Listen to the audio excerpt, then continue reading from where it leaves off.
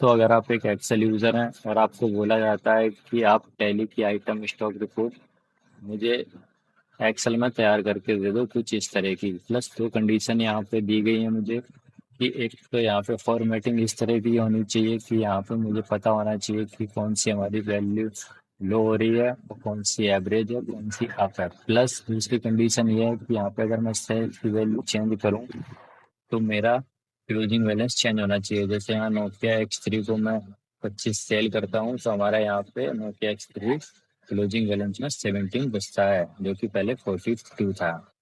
तो आज की वीडियो में दोस्तों हम इसी चीज़ को, इसी तरीके की प्रोफेशनल रिपोर्ट तैयार करने वाले हैं, वो भी एक्सेल में। तो वीडियो बहुत ही ज़्यादा यूज़फुल और इन्फॉर्मेटिव होने वाली है। अगर आपको वीडियो थोड़ी सी भी यूज़फुल और इन्फॉर्मेटिव लगे तो आपसे बस इतनी सी रिक्वेस्ट है, वीडियो को लाइक करें, अपने दोस्तों को शेयर कर दें। तो चलते हैं सीधे वीडियो में, तो बनाते हैं इसी तरीके की प्रोफेशनल रिपोर्ट। मैंने यहाँ पे एक न्यू वर्कशीट ले ली है जिस पे हम वर्क करने वाले हैं। तो मैंने हेडिंग यहाँ पे वहाँ से यहाँ हेडिंग डाल दी है, तो आप भी हेडिंग डाल लेना। अब यहाँ पे आते हैं डेट वाले कॉलम में, तो पहले डेट फिल कर लेते हैं। एक डेट फिल की मैंने और इसको पकड़ के ड्रैग कर दिया नीचे तक, कुछ डेट ले ली। अब यहाँ से शिफ्ट दबा के राइट एरो दबाएंगे, जितनी हेडिंग है उतनी हम टेबल को सिलेक्ट करेंगे। सिलेक्ट करने के बाद यहाँ पे कुछ इंपॉर्टेंट फॉर्मेटिंग है जो मुझे बाद अलग अलग करनी पड़ती है, मैं पहले एक ही बार पूरी टेबल पे कर लेता हूँ। तो मैं यहाँ पे Alt+H+C करता हूँ, जिससे हमारा डाटा का जो है सेंटर अलाइनमेंट हो जाएगा। फिर Alt+H+VA करता हूँ, जिससे हमारा पूरा बॉर्डर अप्लाई हो गया, देख रहे होंगे आप। यहाँ पे Ctrl+V से बोल्ड कर देते हैं। बस इतना मैंने फॉर्मेटिंग पहले कर लिया। अब यहाँ पे डाटा को फिल करेंगे, तो डाटा यहाँ अगर मैनुअली फिल करने लगे तो बहुत सारे सेल हैं, तो मुझे बहुत टाइम लगेगा। तो मैं यहाँ पे रैंडम फार्मूला की मदद से करता हूँ। इक्वल रैंड बिटवीन का फार्मूला लेंगे। टॉप की वैल्यू एक, बॉटम वैल्यू है हमारी 30 और टॉप वैल्यू हमारी 50, यानी कि हमारे पास ओपनिंग स्टॉक में 30 और 50 के बीच में बैलेंस शो करेगा। यहाँ पूरे डाटा को खींच के और डबल टैप करके फिलअप कर दिया। अब यहाँ से Ctrl+C करेंगे, फिर Ctrl+Alt+V करेंगे, इससे हमारा पेस्ट स्पेशल ओपन होगा और वैल्यू को सिलेक्ट करके ओके कर देंगे। इससे कि हमारी वैल्यू चेंज नहीं होगी, फॉर्मूला रिमूव हो जाएगा जो मैंने फॉर्मूला लगाया था। अब यहाँ पे मैं क्या करूँगा, यहाँ जैसे एक बार सिलेक्ट को सिलेक्ट करके यहाँ पे हम बैकग्राउंड दे देते हैं कुछ इस कलर का। तो यही फॉर्मेटिंग हम अब सब पे करने वाले हैं, परचेज पे भी, सेल्स पे भी और सेल्स रिटर्न पे भी। बस इतना रहेगा, जो फॉर्मूला रेंड का लगाएंगे उसमें हम वैल्यू अलग अलग लेने वाले हैं, बस टॉप और बॉटम की। तो वो भी आपको अलग अलग लेनी होगी, सेल्स और रिटर्न के हिसाब से, कितना सेल किया कितना रिटर्न आया उस हिसाब से बीच में आप ले लेना। तो मैं यहाँ जल्दी से कर लेता हूँ। मैंने यहाँ पे सारा डेटा फिल करके उस फॉर्मूले की मदद से और बैकग्राउंड भी दे दिया। अब देख सकते हैं लुक कितना अच्छा लग रहा है यहाँ पे देखने में टेबल का हमारा। अब हम निकालते हैं यहाँ पे क्लोजिंग बैलेंस। तो क्लोजिंग बैलेंस निकालने से पहले हम इसको भी बैकग्राउंड दे देते हैं सिलेक्ट करके। पहले हम सिलेक्ट करेंगे, सिलेक्ट करके नीचे तक सिलेक्ट करेंगे इसको, और यहाँ पे बैकग्राउंड देने वाले हैं इसको। यहाँ पे मैं इसको कुछ इस तरीके का बैकग्राउंड दे देता हूँ, ग्रीन। ये बैकग्राउंड मैंने इसको दे दिया। अब यहाँ पे हम एक कंडीशन फॉर्मेटिंग लगाएंगे, पहले ही लगा देते हैं। तो यहाँ पे आएंगे कंडीशन फॉर्मेटिंग पे और यहाँ पे आएंगे सेट आइकन पे। यहाँ लेंगे मोर रूल्स। मोर रूल्स पे आने के बाद सबसे पहले हम यहाँ पे जो टाइप है इसमें क्या करेंगे, परसेंटेज की जगह नंबर, नीचे भी क्या करेंगे नंबर। नंबर अब आते हैं वैल्यू में। यहाँ पे वैल्यू में पहले ऊपर वाले वैल्यू में मैं डालता हूँ 30, नीचे वाली वैल्यू में डालता हूँ 10। अभी 10 30 क्या है, जैसे कि हमारा 30 और 30 से जो ऊपर वैल्यू रहेगी वो हमारी यहाँ पे इस एरो के साथ शो करना चाहिए, जो ग्रीन कलर का हो और अप एरो हो।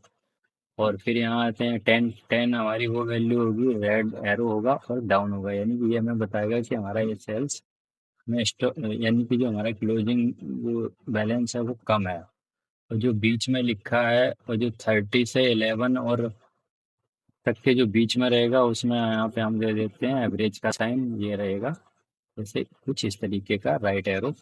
अब यहाँ से हम ओके करेंगे तो आप देखेंगे यहाँ पे अभी तो कुछ आया नहीं, क्योंकि यहाँ पे अभी हमारी वैल्यू है ही नहीं, तो फॉर्मेटिंग काम नहीं करेगी। अब यहाँ पे हम वैल्यू निकालते हैं, तो फर्स्ट सेल को यहाँ पे सिलेक्ट करेंगे नोकिया X3 को।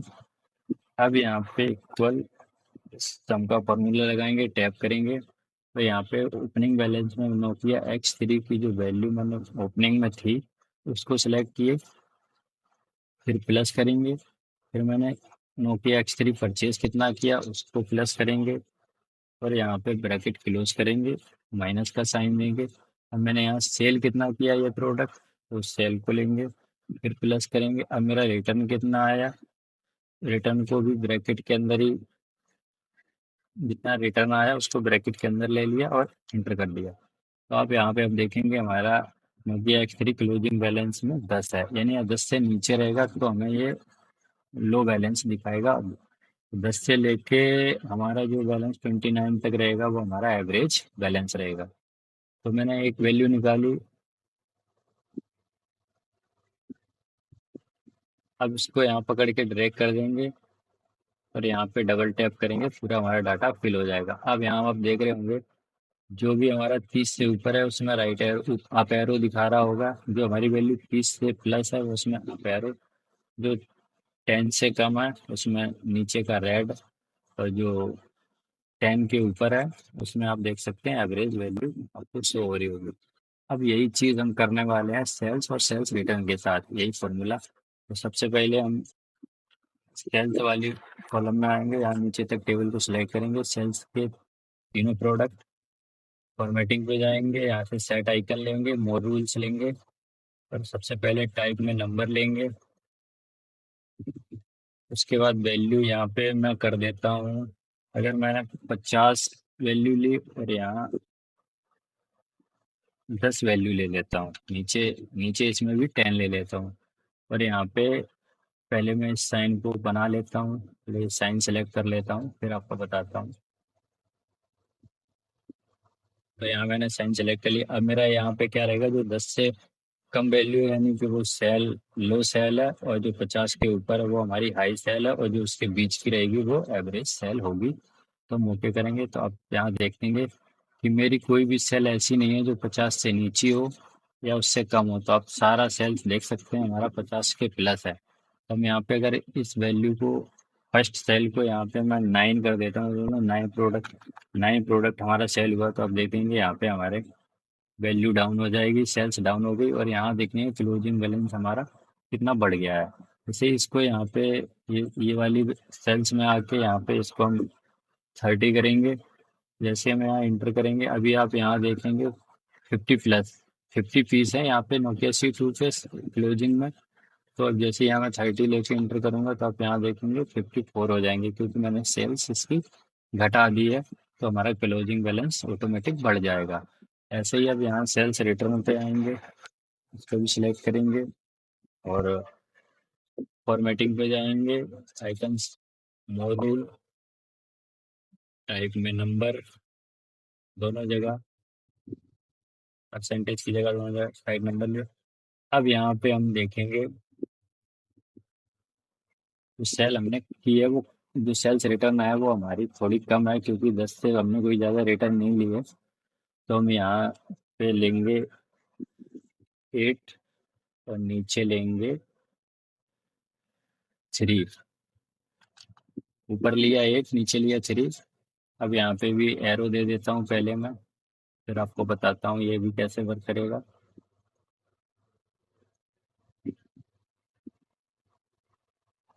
मैंने एरो दे दिया और ओके किया, तो आप यहाँ पे देख रहे होंगे जो मेरा 8 से प्लस होगा वो हमारी सेल्स रिटर्न ज़्यादा आई है, और जो हमारी 3 से कम होगी वो हमारी सेल्स रिटर्न कम आई है, और जो बीच का होगा 3 से लेके 8 तक, यानी कि वो 3 से लेके 7 तक वो हमारा एवरेज रिटर्न है। तो इस तरीके से आप देख सकते हैं टेबल को कितना बेस्ट तरीके से बनाया है। तो उम्मीद करते हैं आपको भी ये चीज़ समझ में आई हो। अगर आपको देखने के बाद एक बार आपको समझ नहीं आया तो दोबारा आप इसको देख सकते हैं। बहुत ही आसान तरीके से मैंने उसमें बताने की कोशिश की है, और अगर आपको कुछ भी डाउट है तो आप मुझे वीडियो में कमेंट करके अपना डाउट पूछ सकते हैं, आपको मैं जवाब देने की कोशिश करूंगा। तो अगर दोस्तों वीडियो आपको अच्छी लगी हो तो प्लीज़ एक लाइक करें, और चैनल पर नए हो तो सब्सक्राइब करें, और मिलते हैं किसी वीडियो में। तब तक के लिए धन्यवाद।